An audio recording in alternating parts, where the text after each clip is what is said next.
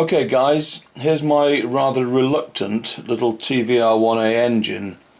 As you may know, I've been having some problems getting it to turn over freely. So what I've done, as you can see, I've stripped off all the eccentrics at the front end and the same at the rear end, taking all the eccentrics off. I've separated the crankshaft from the pistons. As you can see, they're sticking out of the top of the cylinders, and now, as you can see here, it is completely free to turn. Now what I'm going to do is reassemble it. I'm going to leave the pistons off, but I'm going to put one eccentric back on and see what happens. I'm not going to bore you with that. I'll pick it up again in a little while. Thanks very much. Off.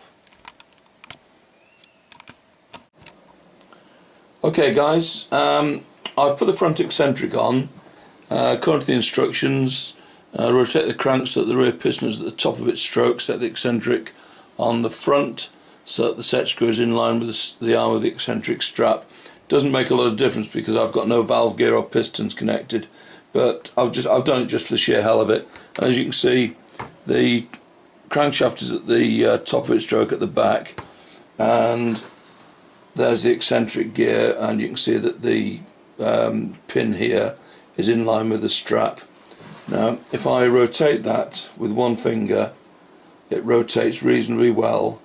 It's not totally free, but it's not really binding anywhere, so that's looking okay. I'm going to stop again now and then come back in a little while when I put the other end back together.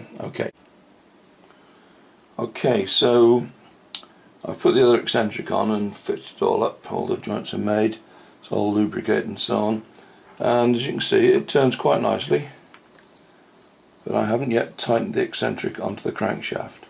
That's the next step.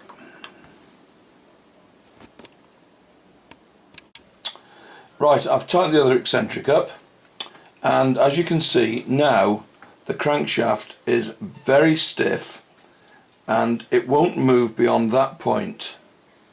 Let me turn it around so you can see a bit better.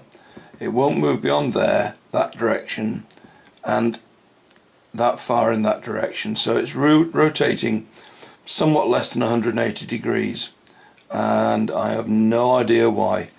Everything's well lubricated, all the linkages are tightened up in the correct place, I believe. That's the way they're set up on that end. And that's the way they're set up on that end. So if you've got any bright ideas guys, now's the time to let me know. Thank you.